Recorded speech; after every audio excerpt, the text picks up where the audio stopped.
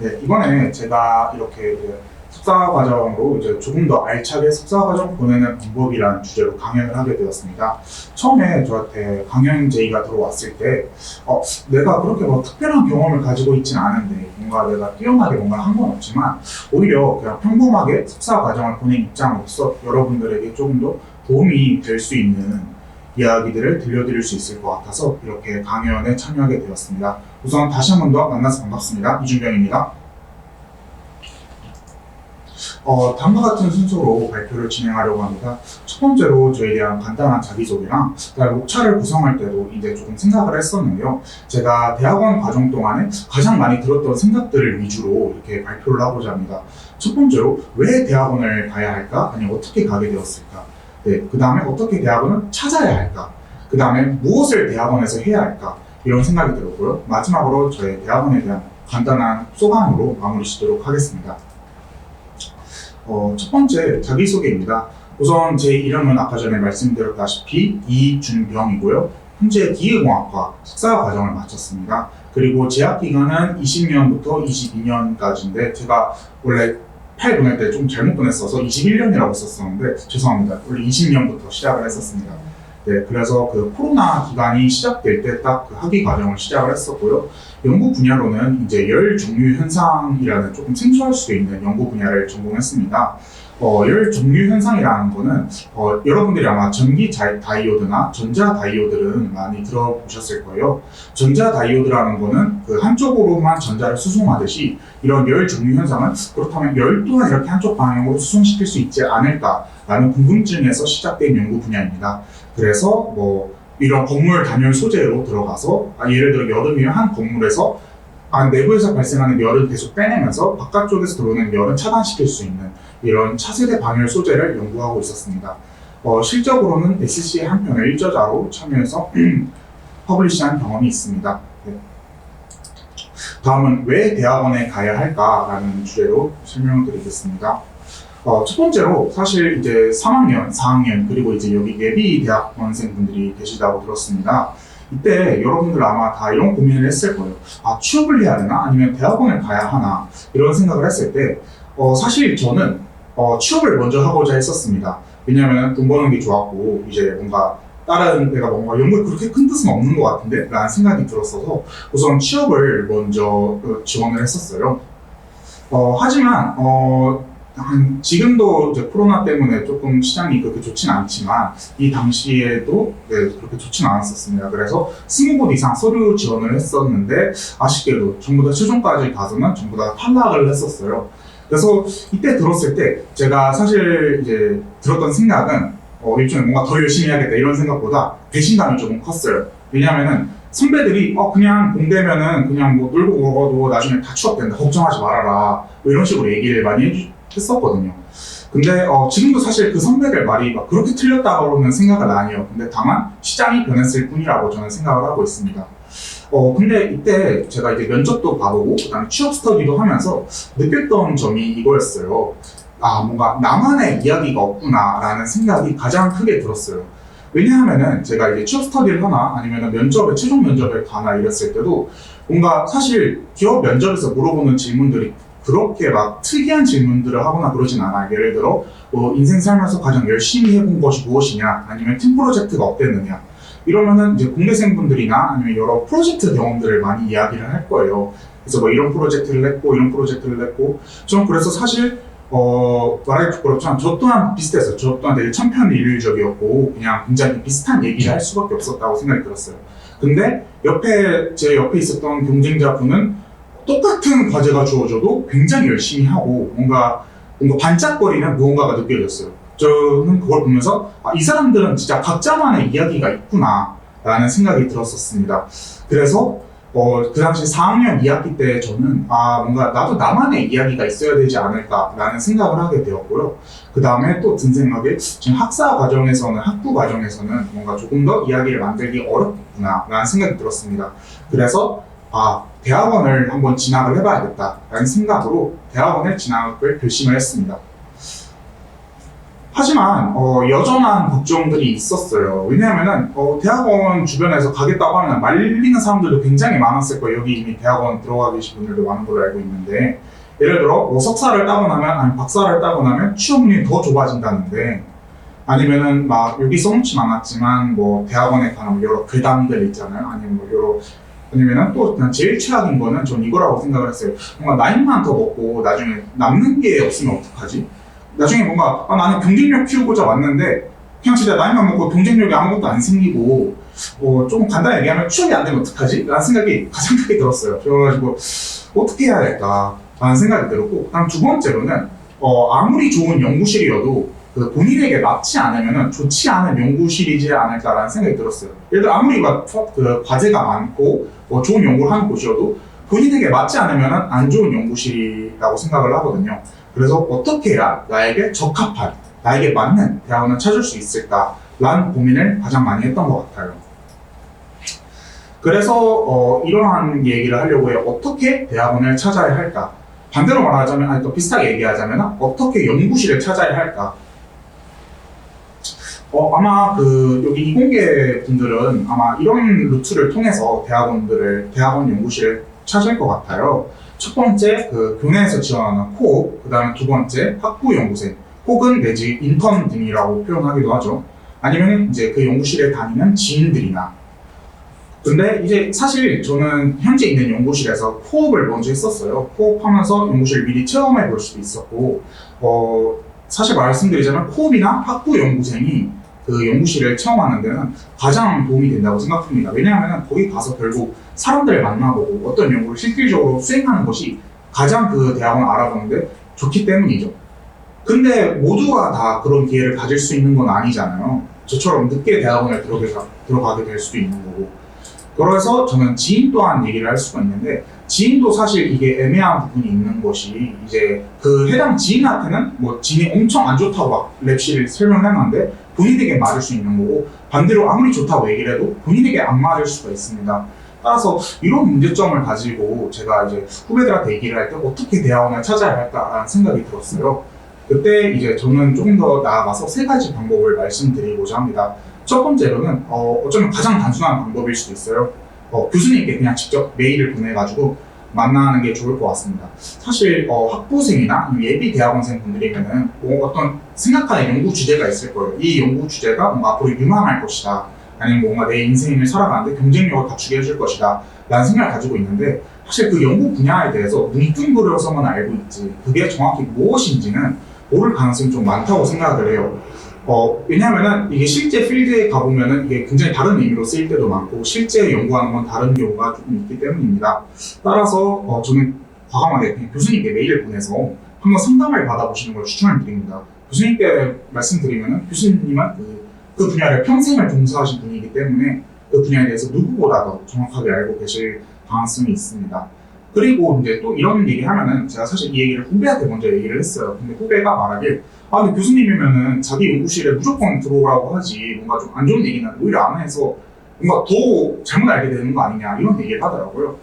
근데 뭐 물론 일부 그런 분들도 계실 수 있겠지만, 제가 아는 한 선배의 경우는 연구실을 지원했는데 그 교수님께서 너가 생각하는 이런 분야는 우리 분야가 아닌 것 같다, 그래서 그러면서 다른 연구실을 추천해 주시기도 하고요. 어떤 경우는 제 친구였는데 그 친구는 연구실을 여기서 컨택하니까 그 교수님께서 근데 학생 같은 경우는 오히려 연구실이 안 맞을 수도 있겠다, 다른 길 알아보는 게 더 좋을 수도 있겠다, 이렇게 솔직하게 말씀하시는 교수님도 계시더라고요. 그래서 저는 일단 교수님께 먼저 컨택을 해보는 것도 굉장히 좋은 방법이라고 생각이 듭니다. 두 번째로는 이제 논문이 있어요. 왜냐하면 결국 그 연구실에서 만들어내는 거는 논문이고, 그 논문 가지고 그 연구실의 실적이 판가름 나는 것이기 때문에 논문을 읽고 들어가는 것이 굉장히 저는 좋다고 생각을 하는데, 여기서 하나의 문제점이 있습니다. 문제가 뭐냐면은 대학원 연구실을 잘 찾아보려면은 논문을 읽을 줄 알아야 되는데, 학부생 때는 논문을 읽기가 굉장히 어렵습니다. 하나 논문 읽는데도 한 몇 주일씩 걸리는 경우도 있고, 그 다음에 사실 대학원생이 되면 논문을 이제 많이 읽고 그렇게 되지만 아직 그런 훈련이 되어 있지 않은 상태로 연구실을 컨택하면서 컨택하기 위해서 논문을 찾아본다는 거는 어쩌면 꽤나 어려운 일일지도 모른다는 생각이 들었어요. 그래서 제가 이제 추천드리는 거는 해당 연구를 하고 있는 그 논문을 쓴 그 저자들이 있을 거예요. 그 연구실에. 그 연구실에 이렇게 직접 컨택을 하는 거를 굉장히 추천을 드립니다. 저 또한 사실 그랬고요. 그래서 예를 들어 어떤 분야에 관심이 있었는데, 그 대학원에 있는 그 저자가 한 명 아직 남아있는 거예요, 연구실에서. 그 저자한테 메일을 보내가지고, 물론 정중하게 이제 얘기를 해야 되겠죠? 정중하게 얘기를 해서 이런 분야에 관심이 있는데, 이게 내가 이해한 게 맞는 건지, 그 다음에 이런 식으로 앞으로 이 연구실에 들어가면 이런 연구를 계속 할 수 있는 건지, 이런 거를 물어봤던 경험이 있습니다. 근데 제가 또 이 얘기를 후배한테 하니까, 후배가 근데 그거는 교수님보다 좀 더 어려운 것 같다라고 얘기를 하더라고요. 그래서 저는 처음에 이해를 못했었는데, 말을 들어보니까 대부분 대학원생들을 만나게 되는 계기가 수업에 조교로 만나게 되는데, 조교들이 굉장히 까칠하고 이제 막 지쳐 보인다. 그래서 뭐 함부로 물어보기가 좀 그렇다, 이런 얘기를 많이 하더라고요. 그래서 또 한편은 공감도 가면서 약간 반성도 들기도 했습니다. 하지만 만약에 이런 식으로 컨택을 해서 이런 연구가 궁금합니다 라고 메일을 보내게 됐는데, 그 해당 연구원이 너무 까칠하거나 아니면은 뭐 답장만 하지 않는다거나 아니면 말하기를 꺼려한다거나 이러면은 사실 오히려 좋을 수 있습니다. 왜냐하면은 어차피 그 연구실에 들어가게 되면은 그 해당 분야하고 있는 연구원과 같이 일하게 될 가능성이 굉장히 높아요. 그래서 미리 사전에 그 사람과 맞는지 안 맞는지를 확인해 볼 수도 있는 기회가 되지 않을까라고 생각이 들어서, 우선 연구실 가서 얘기를 해서 어떤 분야인지 자세히 알게 되면 좋고, 아니면 뭔가 얘기를 안 하면 이 연구실은 나와 조금 맞지 않는 연구실이구나 미리 알 수 있어서, 굉장히 뭔가 논문을 이렇게 서치하는 과정 중에 대학원생에게 컨택을 해보는 걸 추천을 드립니다.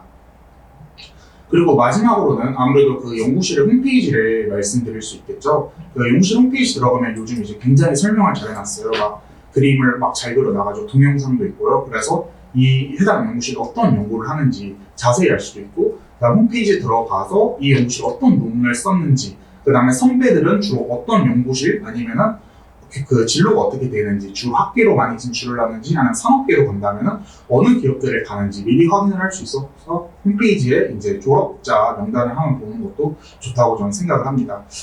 그리고 또 논외로 이미 유명한 사이트고 여기도 이미 다 아시겠지만 땡땡 박사넷이라고 있어요. 그래서 그런 사이트 가서 한번 검색을 해봐서 그 교수님이 뭔가 평이 어떤지, 물론 거기는 이제 익명이기 때문에 그게 정확하진 않아요. 그래도 참고 정도는 할 수 있다고 말씀드릴 수 있습니다.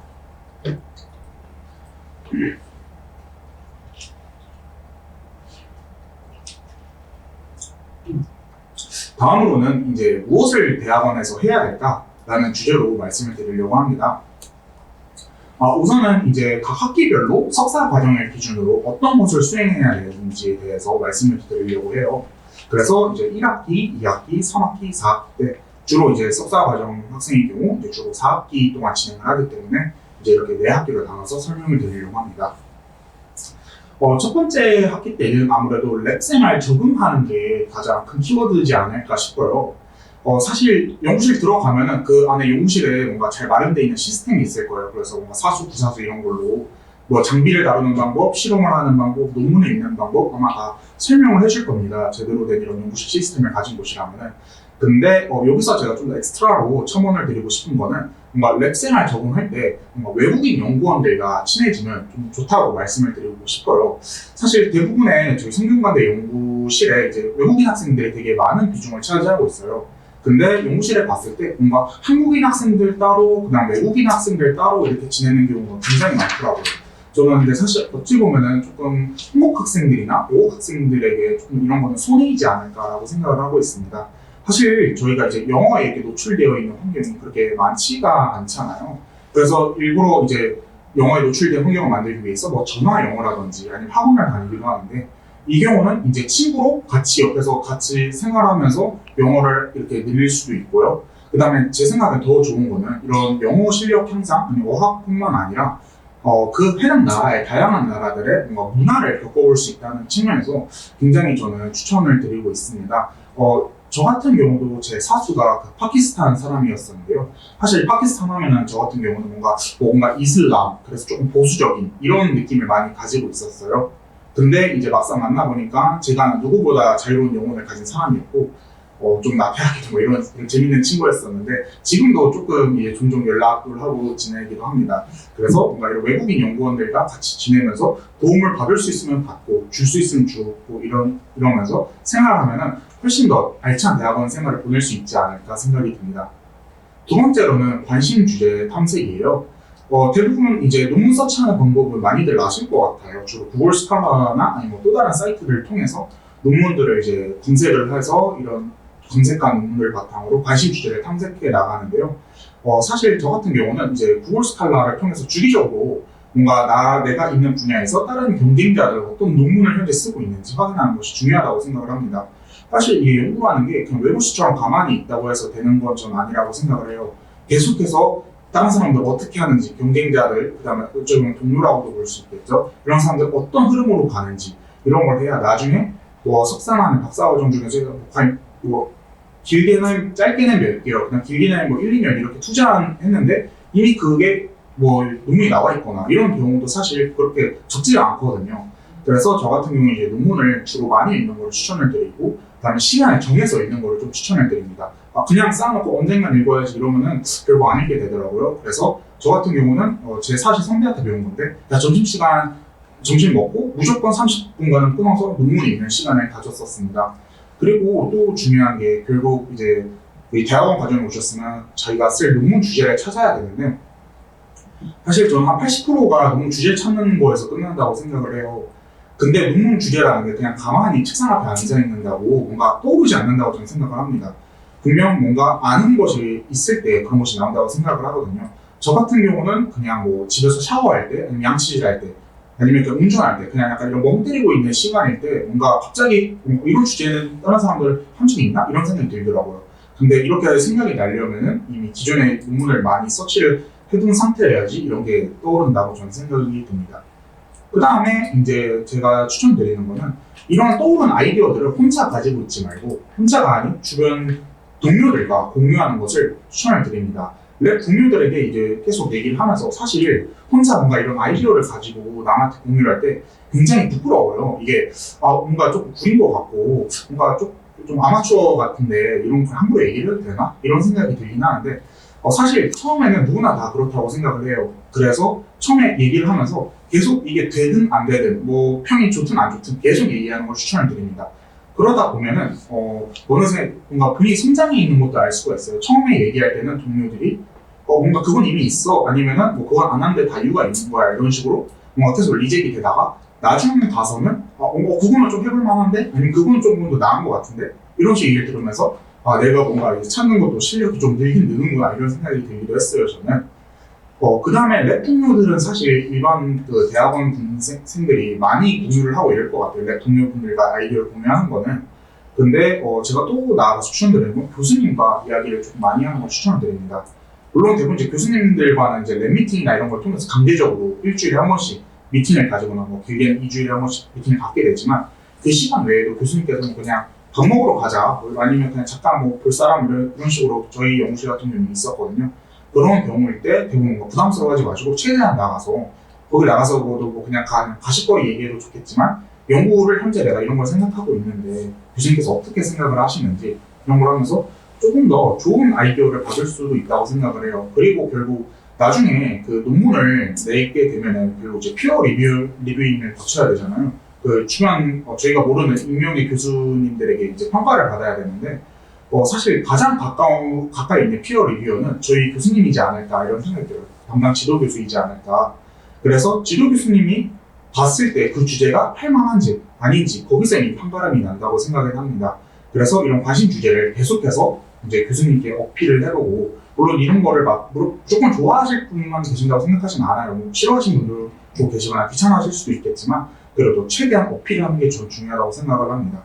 그리고 또 중요한 게 사실 교수님도 결국 사람이잖아요. 그래서 그냥 각자 다 열심히 한다고 해도 이 사람이 열심히 하는지 아닌지 그걸 알 방법이 없습니다. 연구실에 이게 순찰을 볼 수 있는 것도 아니고, 물론 보는 사람도 있다고 들었는데, 그래서 저 같은 경우는 이렇게 계속 연구에 계속 관심이 많다, 그런 거를 어찌 보면 어필을 하는 용도로도 쓸 수 있다고 생각이 들어요. 그래서 교수님께 내가 이렇게 계속 알아보려고 하고 있다, 이런 식으로 이야기를 계속 아이디어를 공유하는 것이 굉장히 좋지 않나 라는 생각이 들고, 이런 것이 나중에 이어서 이거를 바탕으로 연구를 하게 되고, 연구를 하면은 이제 그걸로 나온 그림들로 이제 논문을 쓰게 되고, 이런 과정을 거치게 되지 않나 생각하고 있습니다.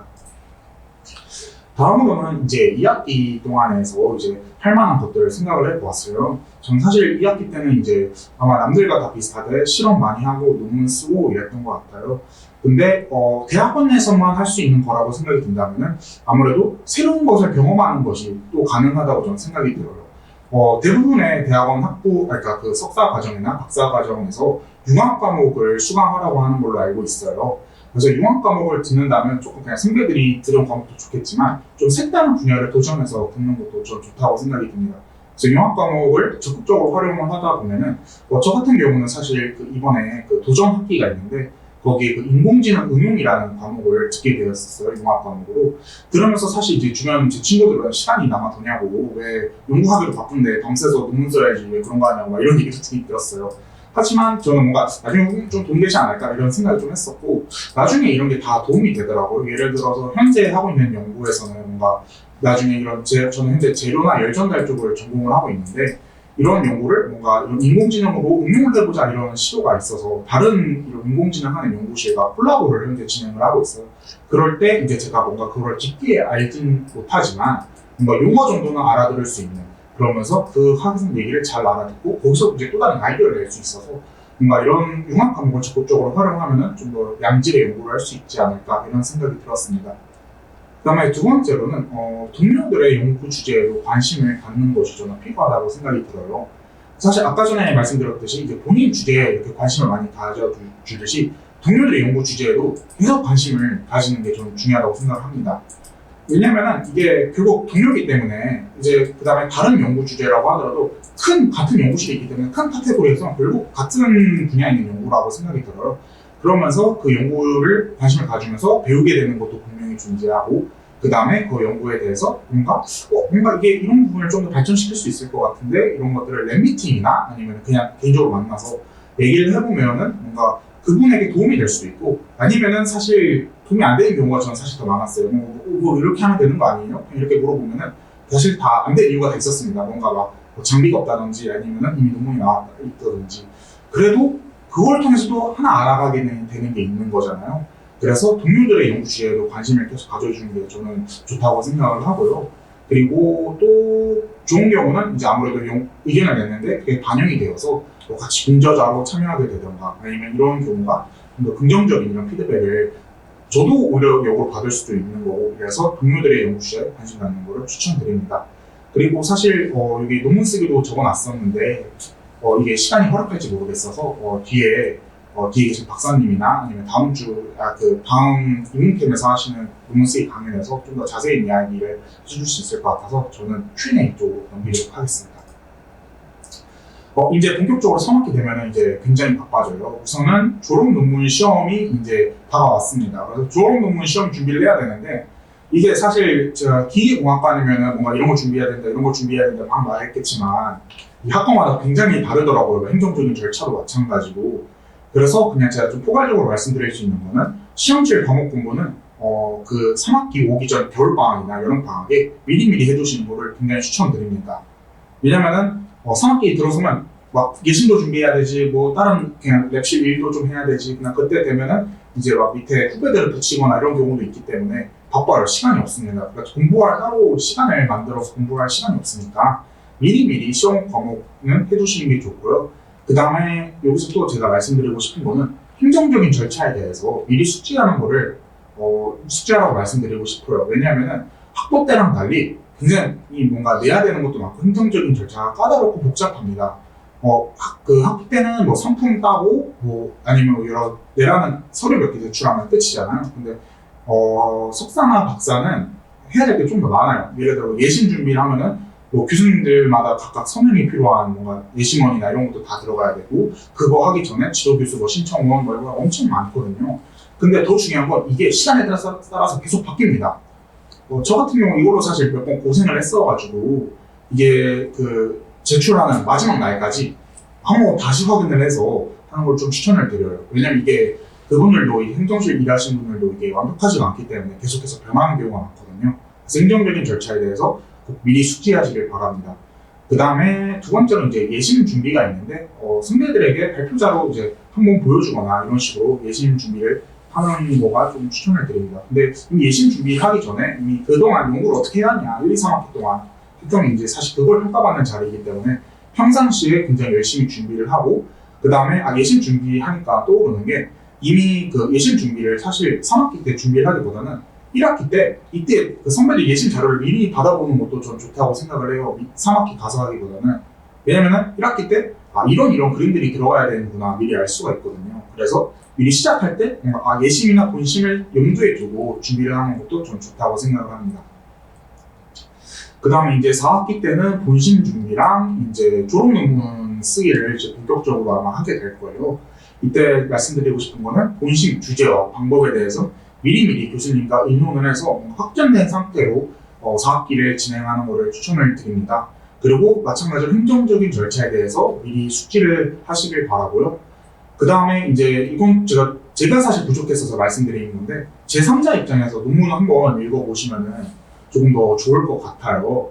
왜냐면은 이게 그냥 지금은 논문 읽어보면은 그냥 제3자에서 입장에서 읽는 것 같은데, 이게 이미 적어도 2년 동안 지지고 볶고 해서 그것만 하루 종일 생각하고 막 이러는데, 나중에 보면 이제 자식 갖고 이래가지고 제3자에서 논문이 안 읽혀요. 뭔가 막 다 그래야 되는 것 같고 다 맞는 말 하는 것 같고 이런데, 근데 막상 제3자에서 봤을 때는 그게 아닐 수도 있고 아니면 빠진 내용이 있을 수도 있고 이러니까 제3자에서 논문을 최대한 읽어보려고 노력을 하고, 아니면 주변 그냥 동료들에게 논문을 읽혀보게 하는 것도 저는 좋은 방법인 것 같습니다. 이런 식으로 이제 대학원 생활을 저는 이제 마치게 되었는데요. 대학원에 대해서 드는 생각이라고 한다면은 사실 조금 고되고 힘들 수도 있습니다. 왜냐하면 그 짧지 않은 시간을 계속해서 한 분야에만 몰두를 해야 되는 과정이기 때문에 저는 이제 어느 정도 조금 힘들지 않았나 이런 생각이 들긴 들었어요. 그래도 굉장히 이제 재밌게 보내지 않았나, 그리고 또 얻어간 게 많지 않았나 이런 생각이 들었어요. 여기 왼쪽은 이제 제가 학회에 가서 발표했던 건데, 이 학회 가서 학회 끝나고 동료들하고 같이 밥 먹고 술 마시고 하면서 되게 즐거웠던 기억이 있고요. 오른쪽은 이제 그 파키스탄식 난과 커리인데요. 이거 먹으면서 그냥 그 파키스탄 제 사수가 집을 초대를 해줘가지고 이제 가서 얻어 먹었던 건데, 하면서 뭔가 다양한 얘기를 했던 것 같아요. 파키스탄에서 어떻게 생각하냐 이런 얘기도 해보고 뭔가 이런 얘기를 했었고, 아래는 제가 쓴 그 학위의 논문입니다. 이런 식으로 이제 사실 힘들고 고된 과정이었지만 어찌 보면 이제 좋은 지도 교수님과 좋은 연구실, 그다음 좋은 동료들을 만나서 저 같은 경우는 잘 풀린 케이스라고 저는 생각을 해요.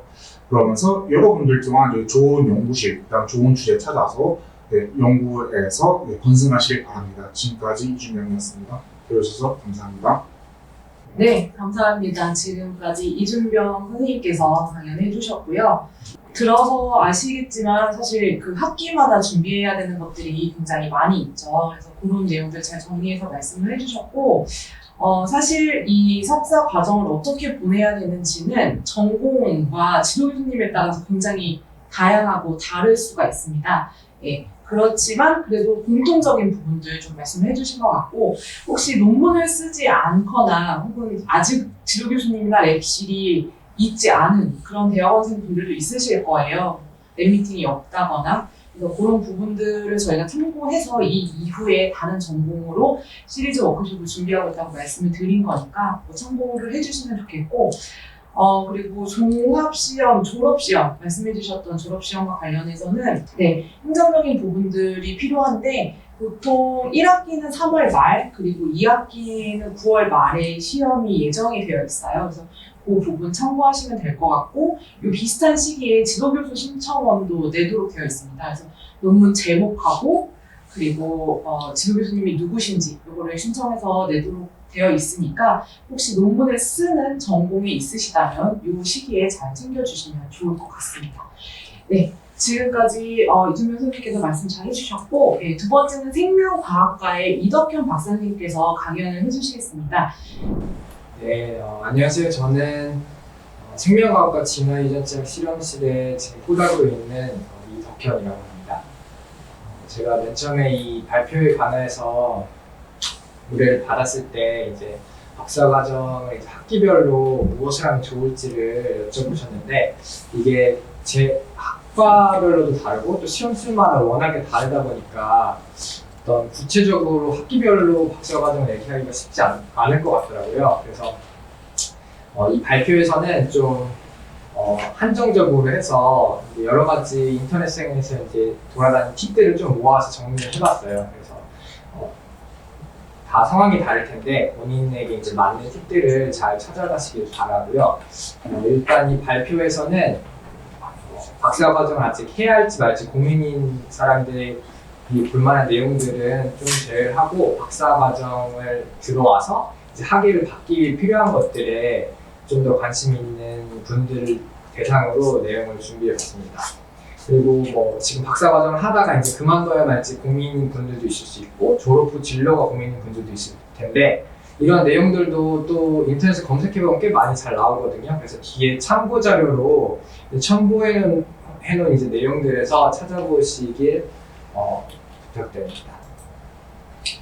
그래서 제가 생각하기에 박사 학위를 받기 위해 필요한 게 한 3가지 정도가 된다고 이렇게 나눠봤는데 일단은 공식적으로 필요한, 행정적으로 필요한 여러 가지 요건들이 있습니다. 수업을 듣고 뭐 영어 성적이나 안정 교육을 받아야 된다거나 그리고 이제 또 중요한 게 이제 논문, 이제 학위 논문을 써야 되는 게 있습니다. 그리고 다른 하나는 이제 실험실 기준이라고 해서 사실 실험실 교수님의 재량이기 때문에 졸업은 이제 실험실이 요구하는 것들을 채워야 되는 그런 것들이 있습니다.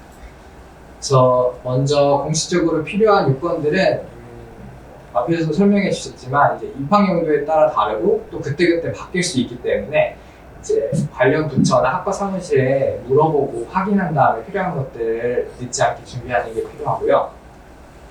그 다음에 지문 보내주신 것 중에 이제 수업 얘기를 해서 학점을 잘 받으려면 어떻게 하느냐 이런 걸 물어보신 분이 있었는데 사실 대학원은 이제 대학 학부 때랑은 다르게 수업 자체가 그렇게 큰 비중을 차지하지는 않습니다.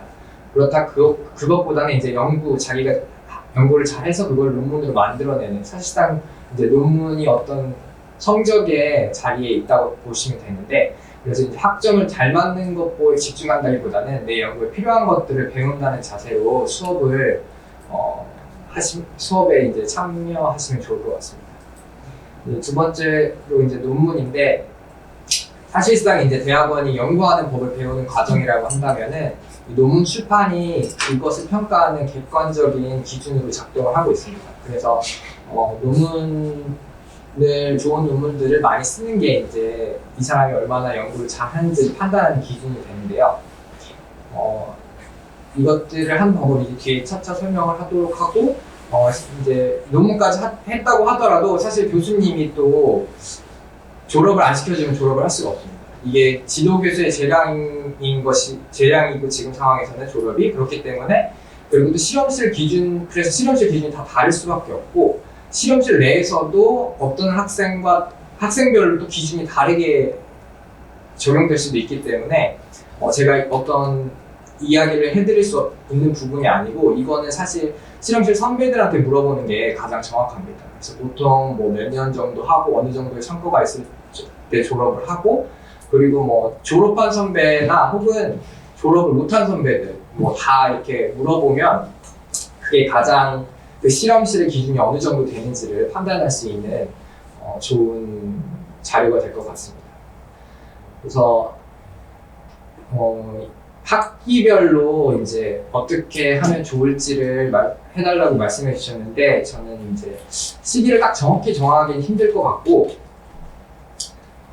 그냥 좀 느슨하게 나눠가지고 좀 정리를 해볼까 합니다. 이거 그림 같은 경우는 이제 학기별로 재밌어서 가져왔는데 학기가 아닙니다. 대학원 연차별로 이제 얼마나 즐거웠는지를 기준으로 해가지고 그래프를 그려놨는데 보면 논문을 처음 썼을 때 가장 만족도가 높고 또 졸업했을 때 만족도가 높죠. 그리고 연구가 이제 맡겼을 때 만족도가 떨어지는데 이렇게 이제 각 대학원별로 어떤 과정들을 해서 거치는지는 또 이런 출처를 써놨는데 김박수 내신의 여러 가지 다른 사이트들에서도 자료를 찾아볼 수 있으니까 그런 것도 참고하시면 좋을 것 같고 그래서 제가 여기서 이제 발표할 팁들은 딱 시기별로 명확히 해야 될 게 정해져 있다기보다는 좀 어느 시기에 초점을 주면 좋겠다 정도로 이해하시면 좋을 것 같고 학생의 성향이나 사실 교수님의 성향, 실험실 분위기에 따라 다 다르기 때문에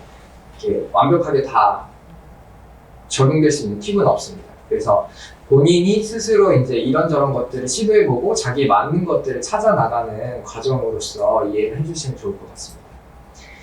그래서 이제 사실 초반에 대학원에 들어가서 저 같은 경우는 그리고 석박 통합으로 연구실에 들어와서 한 6년 있고 나서 졸업을 했는데, 그러다 보니까 이게 딱 석사와 박사로 나뉘어져 있는 생활을 하지 않았기 때문에 또 이 시기 같은 것들이 큰 의미가 없어서 좀 그냥 대학원 초반에 내가 저한테 이제 도움이 됐으면 좋았을 내용들 뭐 이런 식으로 해서 좀 나눠서 정리를 해보았습니다. 이제 초반에 해야 될 것 중에 하나가 내 연구 분야의 그 지형을 파악하는 건데, 저 같은 경우는 이제 학부로 화학과를 나오고 대학원을 생물학과로 들어와서 사실 관련 된 분야 쪽에 대한 정보가 너무 없다고 느꼈습니다. 그래서 좀 이해하는데 어떤 식으로 굴러가고 있는지 이런 것들을 감이 잡기가 어려워서 그렇다고 또 논문을 읽자니 논문은 또 너무 어렵더라고요. 그래서 과학 대중서들을 좀 많이 찾아서 읽었었고, 그래서 어떤 연구들을 하는지, 어떤 것들이 중요하고 재밌다고 여겨지는지 뭐 이런 것들에 대한 좀 편하게 접근하는 방법으로 과학 대중서를 좀 찾아서 읽었었고, 또 이제 관련 부자 연구자들 SNS를 팔로우하면은 좀 자연스럽게 어떤 흐름들을 익히는데 도움이 될 수 있습니다. 그리고 이제 논문을 많이 읽게 되는데, 논문을 읽을 때에도 좀 카테고리를 나눠서 분류를 하면 좋은 것 같습니다. 그러다 보면은 이제 뭐 어떤 식으로 이 내 분야가 이렇게 나뉘는지도 어느 정도 머릿속에 잡히기도 하고, 이 카테고리도 하면서 계속 바뀌는 거죠, 내 머릿속에서. 그래서 그런 식으로 좀 연구 지형들을 파악할 수 있는 방법 중에 하나가 되는 것 같고, 그리고 또 논문을 읽을 때 좀 정리를 하는 게 되게 중요한 것 같습니다. 그래서 저 같은 경우도 이제 노트, 이건 원노트라고 하는 프로그램에 있는 노트인데, 뭐 프로젝트별로 해서 그 관련된 주제의 논문들을 읽은 다음에 그 노트에다가 간단한 코멘트나 질문들을 적습니다. 그래서 진짜 별거 아닌 말들도 그냥 적는 게 좀 중요하다고 생각하는데, 왜냐하면 이게 정보는 사실 너무 방대하고 결국 그러니까 대학교 때까지만 해도 딱 정해진 정보에서 정답을 찾아내서 정리해서 요점만 파악해서 이제 그거를 외우는 게 중요하다면은, 대학원 과정에서는 나 스스로 이제 어떤 정보들을 붙이는 줄기들을 만들어서 그걸로 연구를 한다고 생각을 하는데, 그 내가 뭐 어떤 거에 관심이 있고 어떤 걸 모르고 이런 것들을 파악하기 위해서는 간단하게나마라도 논문을 읽었을 때 그 논문에 뭐 이거는 재미있는 부분인 것 같다, 혹은 이거는 잘 모르겠다, 이거는 무슨 말인지 모르겠다, 이 부분은 좀 더 공부해야 나중에 내 연구에 도움이 되겠다, 뭐 이런 코멘트라도 해놓으면 이런 것들이 쌓여서 이제 내 줄기가 만들어진다고 생각을 하거든요. 그래서 그런 습관들을 가지면 좋을 것 같고, 또 이제 대학원을 들어와서 대학원 생활을 하다 보면은 굉장히 많은 일들이, 잡다한 일들이 되게 동시에 해야 되는 경우들이 벌어집니다. 그래서 이제 나름 열심히 만화에서 보면은 이제 나 오늘 굉장히 생산적이었어 하면서 이렇게 많은 일을 했지, 하지만 사실상 가장 중요한 일을 하지 않았던 거죠. 그래서 이렇게 잡다한 일들만 많이 하고 내 학위를 받는 데 있어서 제일 중요한 일들을 하지 않게 되는 상황들이 계속 벌어지는데,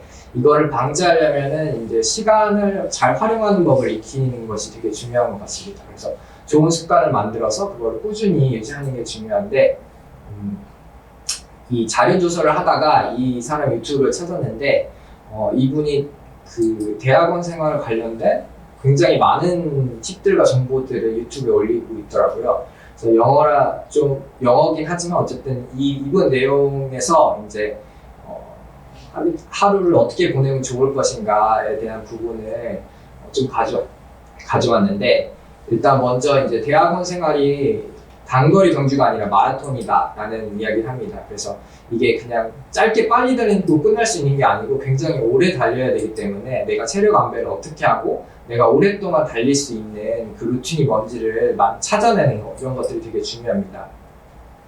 그리고 이제 인상적이었던 게, 이분은 이제 하루에 초집중 시간을 가지라고 합니다. 그래서 이게 한 1시간 반 정도, 혹은 사람마다 다를 수 있는데, 다른 거에 전혀 방해받지 않고 그 일에 완전히 집중할 수 있는 그런 시간을 만들어라 하루에. 그래서 이분은 이제 하루의 시작을 그렇게 아예 딱 출근하면 이메일 같은 거 보지 않고 그냥 그 일, 제일 중요한 일, 내가 학위를 받아야 되는데 하기 싫을 수는 있지만 가장 중요한 그 일, 그게 뭐 논문 읽기가 될 수도 있고 실험 혹은 논문 쓰는 것이 될 수도 있는데 그거를 이제 하는 시간을 만들어라 라고 하고 그 이후에 이제 나머지 시간에 잡다한 일들을 하라고 합니다. 그래서 사실 사람마다 이제 그게 하루에 어느 시기에 자기가 가장 그 시간을 가질 수 있는지는 다를 수 있을 것 같긴 한데 그런 식으로 자기가 이 초집중 시간을 가져서 시간을 계획하는 게 되게 좋은 방법일 것 같습니다. 그리고 또 재미있는 팁 중에 하나가 이분이 얘기하기를 뭐 어떤 동기부여가 될 만한 것들을 기다리거나 아이디어를 기다리지 말고 그냥 습관을 만들어서 꾸준히 해야 될 걸 하라는 거죠. 그래서 그냥 이런 습관들로 나의 어떤 그 해야 될 것들을 시간들을 채워나가는 것이 중요할 것 같고 또 어느 날에 이제 하기 싫은 날이 있을 수 있잖아요. 그러면은 이제 초집중 시간을 1시간 반이 아니라 딱 5분만 해야지라고 마음 먹고 시작을 하면 또 5분 하다 보면은 그게 또 익숙해져가지고 또 하게 되는 경우들이 있으니까 그런 식의 팁들도 좀 인상 깊었던 것 같습니다. 그리고 또 한 가지는 이제 실패를 통해서 익히는 법을 배우는 건데요. 이게 사실 학부 때까지만 해도 이런 경험들을 많이 하지는 않는 것 같습니다.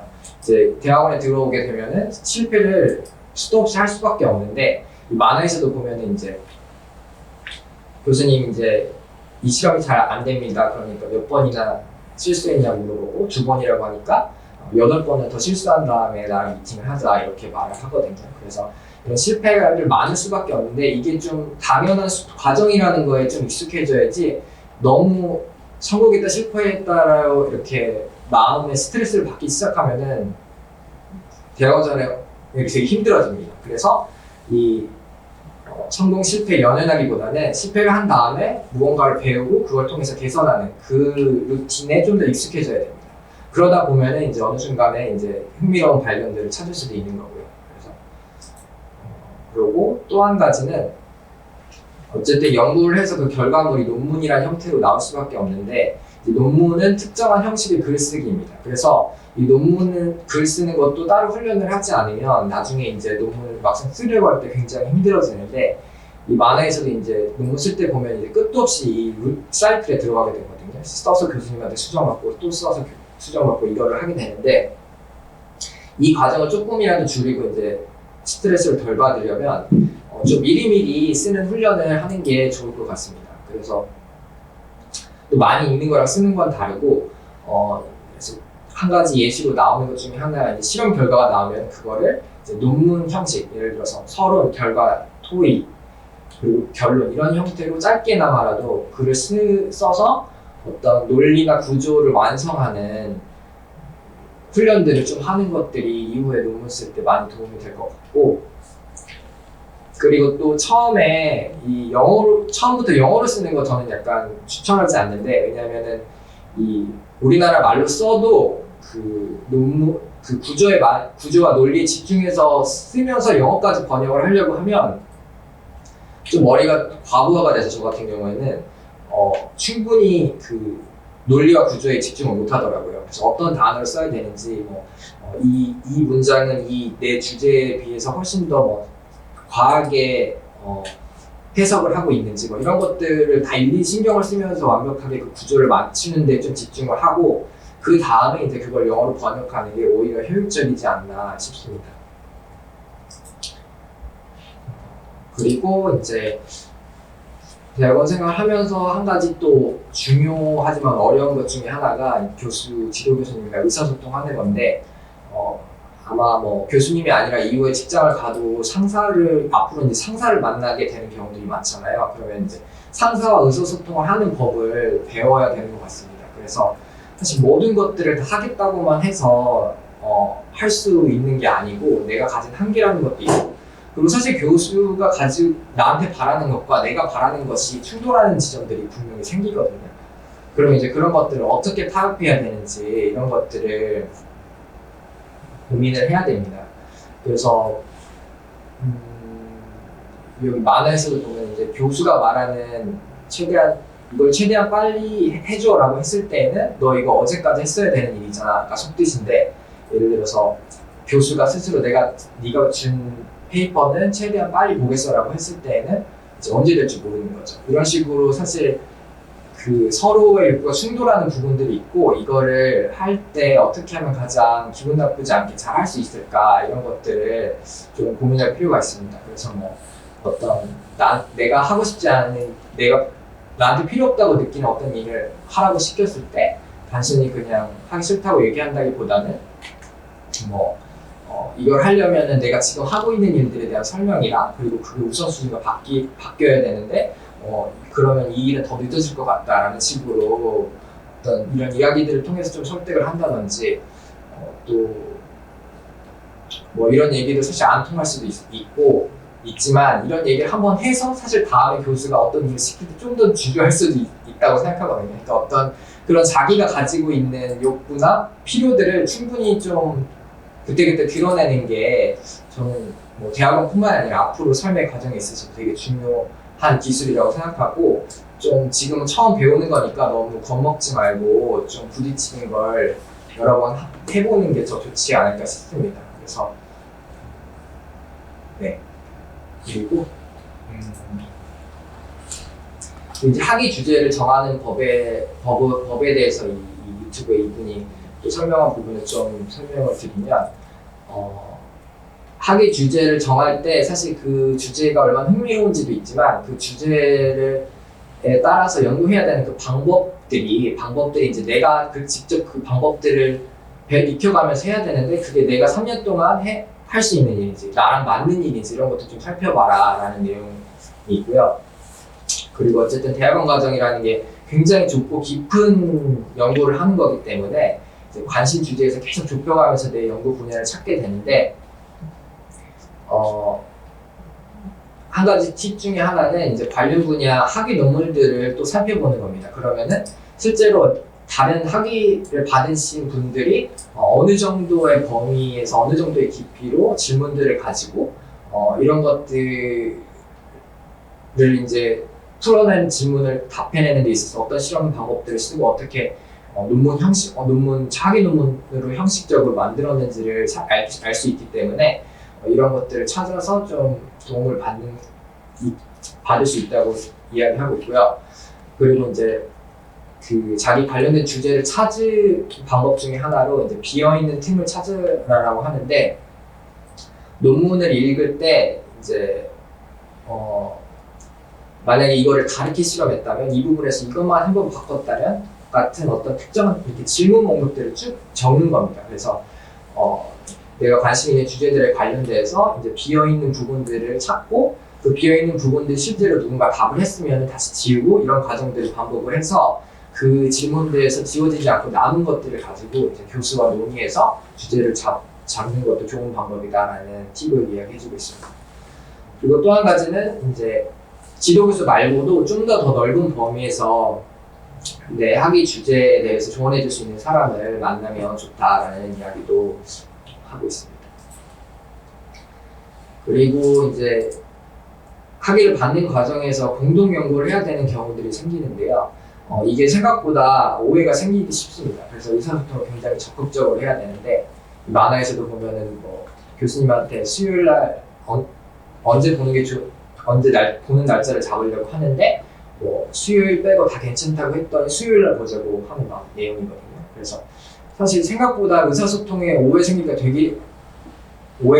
되게 쉽습니다. 그래서 특히 다른 분야 같은 경우에는 내가 아는 것도 별로 없기 때문에 무엇을 얼마만큼 원하는지 그리고 그쪽이 나한테 무엇을 얼마만큼 원하는지 그런 것들을 충분히 이야기할 필요가 있고 또 동시에 그냥 그쪽이 전문가니까 믿고 맡기는 걸로는 안 되고 그 분야에 대해서 사실 어느 정도 공부를 하고 알아야 됩니다. 그래야지 이게 어느 정도 일이 진행이 돼 있고 그리고 내가 얼마만큼 요구할 수 있고 이런 것들도 가능해지기 때문에 그 공동 연구할 때 좀 더 신경을 써서 소통이랑 또 그만큼 또 공부를 더 해야 된다는 게 중요한 것 같고 그 외에 이제 이 유튜브에서 나온 조언들을 또 정리를 해봤는데 한 가지는 이제 학계 파벌 문화 멀리 하라고 합니다. 이게 뭐냐면 이제 학계에도 뭐 어느 교수가 누구 제자고 그래서 이 파벌 이 그룹이랑 사이가 안 좋고 라이벌이고 뭐 그래서 여기서 출판된 논문을 누가 리젝을 했고 뭐 이런 식의 그런 이야기들 되게 많이 듣게 될 텐데 사실 대학원생이 거기에 너무 집중해서 막 듣고 그거에 영향을 받는 것은 좋지 않다고 합니다. 그래서 자기 연구에 좀 더 집중을 하는 게 대학원생한테는 더 필요한 게 아닌가라는 얘기를 하고 논문 출판을 하다 보면은 이제 서브미션을 하다 보면은 리젝트를 받는 일들이 되게 많아집니다. 그래서 어떤 사람은 내가 논문을 저널에 출판을 하려고 냈는데 그런 것 중에 거의 80%가 다 뭐 만약에 그냥 바로 출판이 아무런 문제 없이 출판이 된다면은 그것보다 사실상 더 높은 수준의 저널에 출판하는 게 맞다라고 할 정도로 이렇게 리젝 당하는 거에 좀 익숙해질 필요가 있습니다. 그래서 이렇게 근데 리젝 받았을 때 아무래도 이제 위축되고 작아지는 건 어쩔 수 없는데 그걸 이제 극복하는 방법으로 이 사람이 또 지원하는 것 중에 하나는 그런 일단 내 기분이 어떻다는 것들을 문장으로 표현하고 그런 것들을 좀 받아들일 필요가 있고 그 다음에 이 리젝트 된 이유들을 이제 머릿속에 떠오르는 대로 다 적어 놓습니다. 그래서 뭐 이게 부족해서 뭐 이게 어째서 다 적어 놓은 다음에 나중에 이제 좀 정신을 차리고 그게 실제로 맞는 이유일지를 좀 따져가면서 이렇게 지어가면은 사실상 남는 것들을 봤을 때 이제 지나치게 자기 비하에 빠진다거나 혹은 쓸데없는 이유들을 자기를 괴롭힐 필요가 없다는 거죠. 그래서 이런 팁들도 제시하고 있고 또 한 가지는 삶의 균형을 잘 잡으실 필요가 있습니다. 이게 오랫동안 해야 되는 거기 때문에 일주일에 하루 정도는 꼭 연구와 아예 관계없는 연구 생각을 안 하도록 그런 취미 생활이나 이런 것들을 해서 휴식을 할 필요가 있다라고 얘기합니다. 그리고 또 한 가지 조언은 내 주제에 집중한다. 이게 이제 빨리 졸업하기 위해서도 되게 중요한데 아무래도 계속 연구를 하다 보면은 공동 저자로 들어가는 일들을 의뢰를 받을 때가 있습니다. 그러면은 이제 공동 저자로 들어가면 논문 숫자도 많아지고 이러니까 좋은 점도 있지만 이것들을 너무 많이 하다 보면은 사실 내가 해야 되는 주제에 집중을 하지 못하게 됩니다. 그럼 결국에는 내가 졸업할 때 내 주제로 학위 논문을 써야 되는데 거기에 들어갈 내용들이 줄어들게 되는 거죠. 그래서 무작정 다 안 받고 이런 문제라기보다는 어쨌든 내가 해야 되는 거에 집중을 하는 게 되게 중요하다는 얘기고 그리고 학위 과정 중에 이제 여러 가지 힘든 일들이 생길 수 있는데 사실 그게 이제 내가 잘못하는 걸 수도 있고 혹은 뭐 교수님이나 하고 실험실 동료가 잘못하는 걸 수도 있고 어떤 객관적으로 비판해 줄 수 있는 멘토를 찾는 게 좋습니다. 그래서 그게 이제 나랑 직접적으로 관계가 없을수록 사실 나를 비판했을 때 내가 좀 더 잘 받아들일 수 있는 거고 그래서 그런 직접적인 관계가 없는 멘토를 만드는 것을 좀 제안하고 있고 그리고 동료들과 소통하면서 이제 아이디어가 만들어지는 거 이건 앞에서도 다른 분도 얘기해 주셨고 또 재밌었던 것 중에 하나가 이 80대 20 체크라고 해서 이분이 얘기하기로 사실 이제 내가 만드는 결과물의 80%는 내가 하는 노력이 20%에서만 나오는 거라 내가 하는 노력의 80%는 사실 내 결과 20%만 받는다 이런 비율로 이제 설명을 하는데 어쨌든 내가 적은 노력을 통해서 가장 많은 결과물을 내는 것들이 무엇인지를 계속해서 찾고 그러니까 나의 효율성을 높일 수 있는 방법들을 고민하는 거 그런 것들이 아무래도 이제 대학원 생활에 있어서 유용할 수 있을 것 같습니다. 그래서 또 이제 여기 다 다루지 못한 여러 가지 질문이나 내용들이 있을 텐데 그래서 좀 참고가 될 만한 자료들을 모아봤습니다. 그래서 이 과학자가 되는 방법이라는 책이 있는데 여기서도 학부 생활에서부터 이후 직업적인 과학자가 되는 데까지 있어서 여러 가지 내용들을 잘 설명하고 있어서 추천드리고 또 대학원 생활이 전반적으로 어떻게 이루어지고 있는지는 이런 웹툰도 있더라고요. 그래서 웹툰도 살펴보면 좋고 이 대학원 탈주를 치는 지금은 뭐 정신경제 준비 중이라고 볼 수는 없더라고요. 근데 나중에 볼 수 있게 되면 추천드리고 그리고 이런 사이트에서 뭐 발표 잘하는 것부터 시작해서 굉장히 대학원 생활에 필요한 각가지 팁들을 잘 설명하고 있으니까 여기도 한번 살펴보시면 좋을 것 같고 계속 참고했던 이 유튜브 채널 그리고 이거는 계속 발표 논문에 발표 자료에 있었던 그 만화 사이트입니다. 네, 저는 발표를 여기까지 마무리하시고 네, 파이팅. 그렇지. 마치겠습니다. 네, 지금부터는 아까 강연할 때 채팅으로 남겨주셨던 질문들 그리고 신청할 때 여러분들이 남겨주셨던 질문들을 토대로 Q&A 시간 갖도록 하겠습니다. 먼저 첫 번째 질문은 아까 이준명 선생님께서 선배님들의 예신 자료를 좀 미리 받아보면 좋다라고 말씀을 해주셨는데 신입생이 이렇게 개인적인 자료를 부탁을 해도 괜찮을까요? 라고 질문을 해주셨어요. 연구실마다 조금 환경이 많이 다를 수 있을 거라고 생각이 들어요. 저희 연구실 같은 경우는 이제 선배들이 해놓은 자료들 한 드라이브 안에 다 보관을 해놨어서 쉽게 열람을 할 수 있었고, 그 다음에 또 그렇지 않은 자료들은 그냥 얘기를 하면 그냥 흔쾌히 들어주긴 했는데, 또 이게 또 개인 자료이긴 해서 또 안 그런 경우도 있을 거라고 생각이 듭니다. 그래서 아마 연구실마다 많이 다를 거라고 생각이 들어요. 아, 그리고 일단 모르는 거 있으면 그냥 먼저 물어보는 게 제일 편합니다. 뭐 그 물어봤다고 그냥 막 달라고 욕하는 거 아니니까 물어보는 걸로 뭐라고 하는 사람 별로 없거든요. 그러니까 뭐든지 그냥 일단 하고 보는 습관이 사실 나중에는 훨씬 도움이 많이 되더라고요. 두 번째는 이덕현 박사님이 먼저 답변해 주시면 좋겠는데요. 이제 석사나 박사 합격 후 진학 전에 좀 무엇을 하면 좋을까 질문을 해주셨어요. 그래서 관련 전공 공부나 논문을 조금이라도 읽고 가는 걸 추천하시는지 질문해 주셨습니다. 네, 그러면 될 것 같아요. 관련 분야 논문 읽으면은 될 것 같아요. 근데 이제 논문도 처음에 읽는 거랑 이제 계속 내가 아는 게 많아진 다음에 읽는 거랑 계속 변하거든요. 근데 그래서 뭐 그리고 조금 더 읽는다고 뭐 엄청나게 큰 게 나아지고 뭐 이런 걸 기대할 수는 없지만 어쨌든 앞으로 계속 꾸준히 해야 될 것들의 어떤 습관을 만들고 나만의 방식을 만든다는 생각으로 좀 이것저것 해보면서 찾아보시면 좋지 않을까 싶습니다.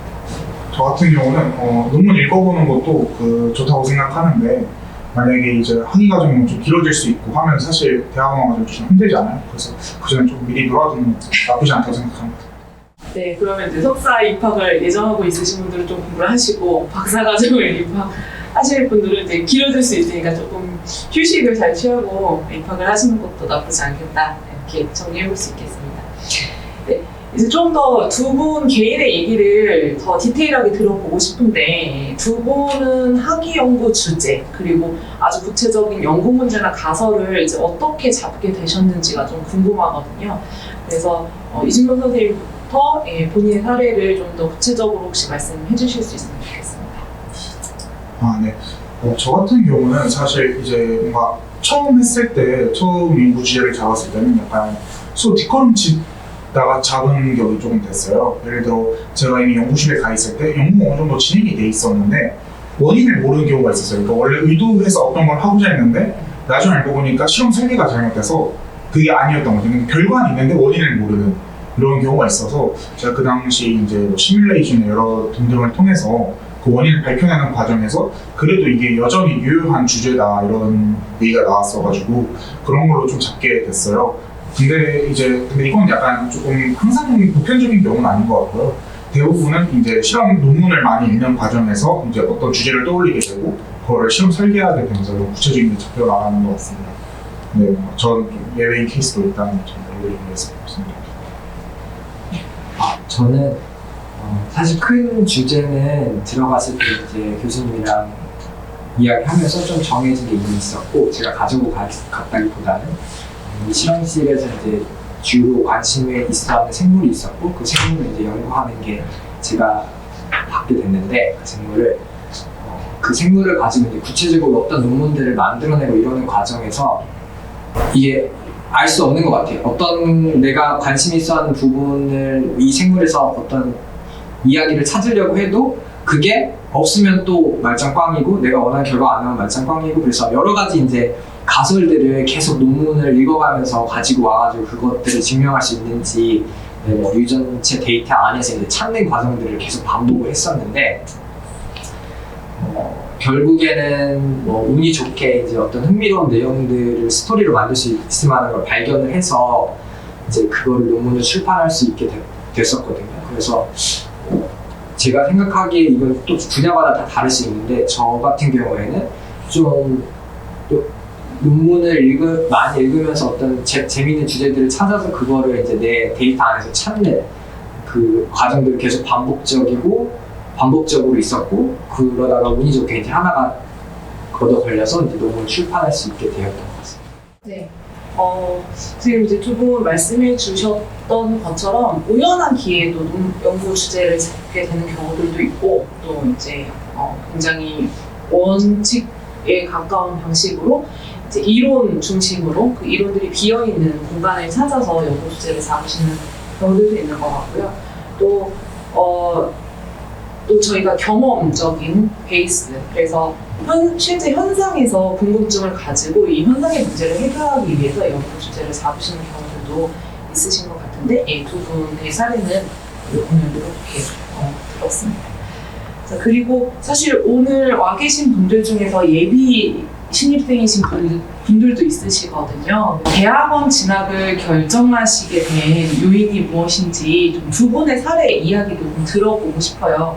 그래서 이거는 이덕현 박사님이 먼저 답변해 주시면 좋을 것 같습니다. 원래는 대학교 졸업을 하고 이제 인권단체에서 좀 활동을 하다가 되게 너무 힘들어서 다시 이제 대학원을 생각하게 됐는데, 그 이유는 사실 논문을 한번 써보고 싶었어요. 그냥 그게 일단 있었고, 좀 제가 삶을 만족하면서 사는 데 있어서 뭔가 새로운 걸 배우는 게 되게 중요하다는 거를 좀 깨닫게 되더라고요. 그러니까 뭔가를 계속 새로운 거를 배우고 그것들이 어떤 나에게 성과로 쌓이는 게 사실 논문 같은 거 형식으로 출판으로 눈에 보이고, 그리고 약간 퍼즐 맞추는 느낌인 정도의 즐거움을 지속할 수 있는 그런 것들을 찾다 보니까 이제 연구하는 걸 좀 꿈꾸게 됐던 것 같고, 이렇게 계속 반복적인 일을 하면서 좀 스트레스를 많이 받았던 경험들이 있어서, 그래서 이제 대학원을 들어오게 된 것 같습니다. 저 같은 경우는 사실 거창하진 않고요. 그 발표 때를 말씀드렸다시피 연구 개발직에서 계속 일을 하고 싶은데 나만의 강점이나 이런 이야기가 없는 것 같아서 이제 그런 거를 만들려고 대학원에 진학하게 되었습니다. 막상 들어와서 해보니까 연구 자체도 흥미도 생기고 그래서 좋은 경험이었습니다.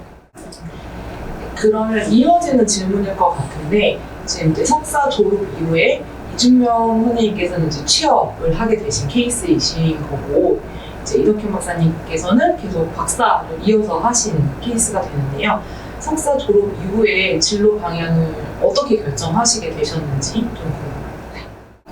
원래 그 연구를 막상 해보고 나니까 생각보다 되게 재밌었고 뭔가 좀 더 할 수 있겠다 해서 주변에도 이제 박사를 하라는 얘기도 조금 있었고 그랬어요. 근데 제가 처음 생각했던 게 원래 취업이 안 돼서 왔으니까 일단은 내가 이루지 못한 걸 먼저 이뤄보고 회사 가서도 다시 이렇게 진로를 변경하는 게 나쁘지 않다고 생각이 들어서 일단은 처음 계획했던 대로 처음 계획을 따라가게 되어서 이렇게 취업을 하게 되었습니다. 저는 석박 통합으로 들어와서 사실 박사까지 그냥 계속 한 경우고, 사실 앞으로의 진로를 그냥 생각해보면 어쨌든 저는 연구하는 건 즐거운 것 같아요. 이게 즐겁다기보다는 어쨌든 제가 일이라는 게 사실 가지고 있는 어떤 항상 즐거울 수만은 없는 요소들이 있는데, 내가 할 수 있는 일 중에서 그래도 저랑 제일 맞지 않나라는 생각을 가지고 있고, 할 수 있으면 계속 연구에 좀 집중하는 일을 하면 좋지 않을까 생각하고 있습니다. 네, 지금 이제 이덕현 박사님께서 말씀해주신 얘기들을 제 주변에 있는 박사나 이제 박사 이후에도 연구를 계속하시는 분들에게서 듣는 전형적인 이야기인 것 같아요. 그러니까 우리가 연구를 진짜 초잘해서 연구 밖에는 내가 관심 있는 게 없어서 나기보다는 그냥 내가 할 수 있는 여러 가지들 중에서 상대적으로 조금 더 여기에 이제 흥미와 관심이 간다. 이런 분들이 사실 더 연구를 오랫동안 지속하시는 것 같고요. 다른데 이제 많이 관심을 갖다 보면은 언젠가는 또 다른 분야로 가시는 것 같더라고요. 내 안에서 작은 단서이지만 내 흥미가 그리고 내 관심이 연구를 더 하면 더 잘할 수 있을 것 같은데 아직 부족하다. 이런 이제 니즈들로 진로를 잡으시는 경우들이 또 많이 있는 것 같고요. 저는 개인적으로 제가 이제 석사랑 박사를 이어서 했지만 박사를 진학하실 때 취업을 할지 박사를 할지 너무나 많이 고민이 되신다면 취업을 했다가 박사를 가시는 것도 저는 개인적으로는 나쁘지 않다고 생각을 합니다. 그래서 사회생활을 해보시면 오히려 나중에 다시 박사로 들어왔을 때 연구 문제를 잡는 데 있어서 더 현실적인 그런 부분들로 접근이 가능하기도 하고 좀 더 전략적으로 연구를 하시는 것 같기도 하고 또 회사 생활을 해봤기 때문에 연구가 상대적으로 나에게 더 만족감을 준다는 확신이 있으셔서 그런지 더 몰입을 하시기도 하시더라고요. 다만 석사를 졸업하고 그다음에 취업을 했다가 박사를 해야지라고 취업 분야에 갔다가 못 돌아오시는 분들이 있으세요. 네. 아무래도 이게 월급을 받는 이 순환을 끊기가 조금 어렵기 때문인 것 같은데요. 그런 부분들만 좀 주의하시면 저는 개인적으로는 그것도 괜찮은 것 같습니다. 네, 이제 마지막 질문이 될 것 같은데, 네, 대학원생일 때는 몰랐지만 돌이켜보니 그때 이런 걸 알았었으면 참 좋았을 것 같다 하는 게 한 가지씩은 있으실 것 같거든요. 네, 그래서 이준명 선생님부터 어떤 게 그런 게 있었는지 말씀해 주시면 좋겠습니다. 막상 돌이켜보니까 아까 전에 그 박사님 발표 자료에도 나왔듯이 뭔가 10번 정도는 실패를 해보고 나서 교수한테 들고 가라 이런 얘기가 있더라고요. 근데 한편으로 진짜 공감이 되게 많이 가고 나중에 보면은 사실 실험을 하게 되면은 실패를 하게 되는 경우가 거의 대다수예요. 성공하는 경우보다. 근데 역으로 생각해보면 사실 그게 당연한 게 이미 그렇게 쉽게 성공할 거면 이미 논문이 다 나와 있겠죠. 그래서 그런 걸 생각하면서 하시면은 뭔가 좀 더 도움이 되지 않을까 싶습니다.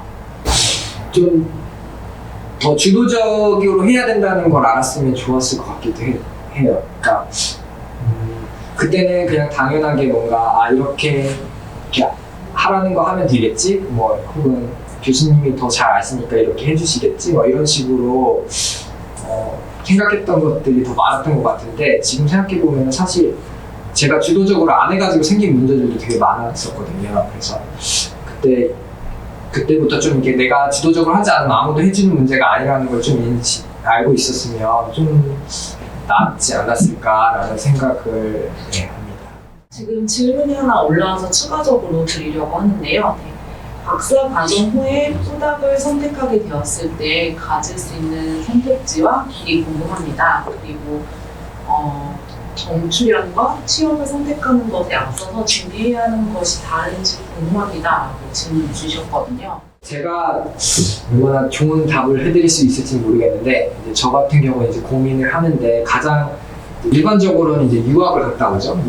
포닥을 외국으로 많이 유학을 갔다 오고 좋은 유명한 교수 밑에서 이제 좋은 실적들을 많이 쌓은 다음에 교수가 되거나 혹은 그 다음에 이제 좋은 게 이제 그런 정부 출연 연구기관이라든지 이런 데 들어가는 게 가장 이제 잘 알려진 코스인데 그래서 뭐 이후에 어떤 식으로든지 내가 박사학위 동안에 얻은 어떤 연구 관련된 걸로 특히나 자연 쪽은 더 그런데 어떤 이것들을 이렇게 발전시켜가지고 그걸 직업으로 가지려면 후닥을 하고 거기서 이제 좋은 연구 실적을 많이 쌓는 게 필수적인 것 같고요. 그 외에도 사실 뭐 기업에 이제 바로 취직을 하는 경우들도 있고 그 외에는 사실 잘 알려진 게 없죠. 근데 이번에 조사하면서 보니까 사실 박사 과정을 하고 나서 그 다른 방향으로 굉장히 다양한 경로들이 있을 수 있고 조금 연구를 하진 않지만 그 관련된 여러 가지 일들이 있을 수 있고 그쪽으로 나아가는 방법에 대해서도 그 유튜브 채널에 많이 나왔거든요. 그래서 그런 것들도 이제 찾아보시고 관련 정보들 찾아보시면 오히려 또 다양한 그 직업 경로들이 있는 것 같더라고요. 그래서 저는 개인적으로는 어쨌든 계속 연구하는 쪽에 남아있고 싶은 마음이 있어서 네, 일단은 연구를 열심히 하고 있습니다. 그리고 혹시 이제 막 논문을 읽게 되신 비신입생 또는 신입생이신 것 같은데요. 논문 읽을 때 어떤 점들을 주목하면서 읽으면 좋을지 궁금합니다. 라고 질문을 주셨어요. 논문 읽을 때는 제 생각에는 우선 그림 위주로 항상 먼저 읽어보는 거를 후배들한테 많이 추천하고 있어요.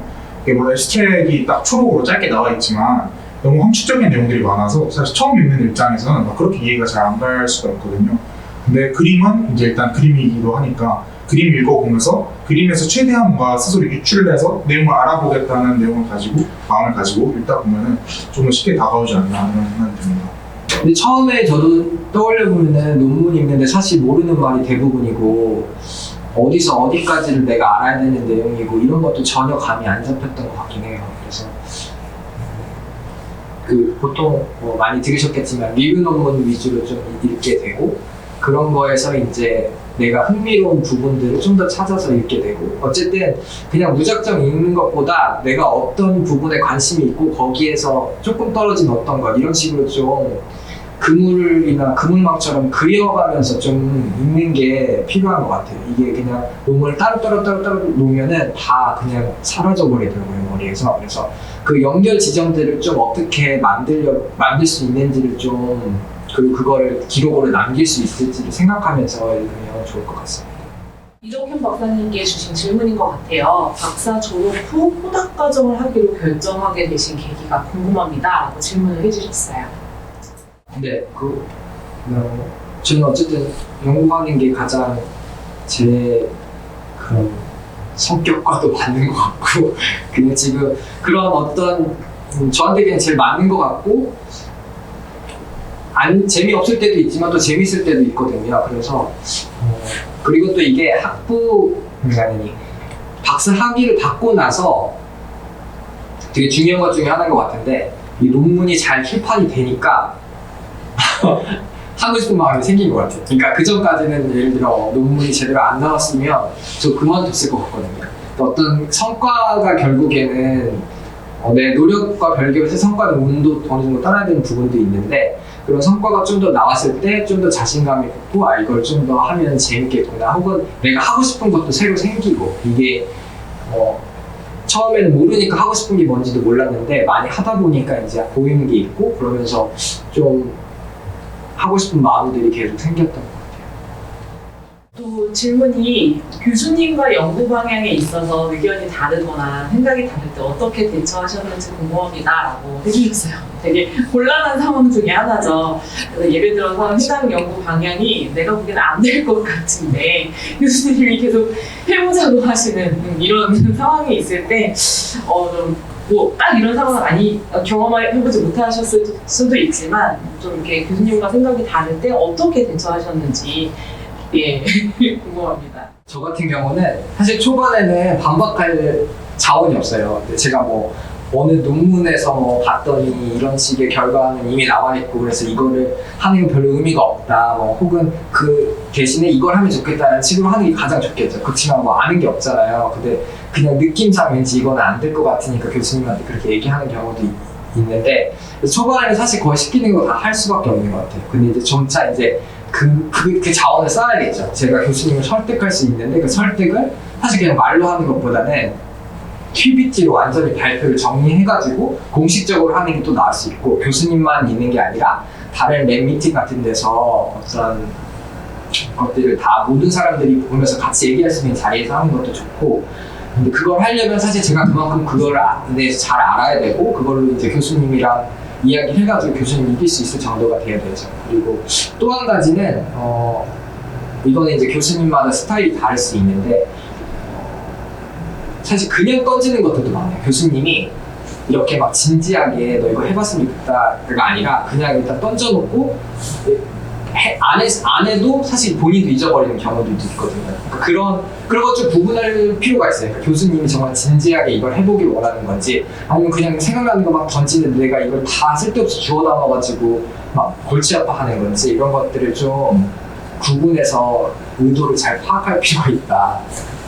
큰 방향에서 차이가 없었지만 디테일한 건 좀 차이가 있었는데 우리 박사님께서 말씀하신 거랑 거의 비슷한 것 같아요. 처음에는 아는 게 없으니까 얘기를 못하다가 나중에 다른 사람도 이렇게 하더라 이런 식으로 얘기를 해서 진행했던 것 같습니다.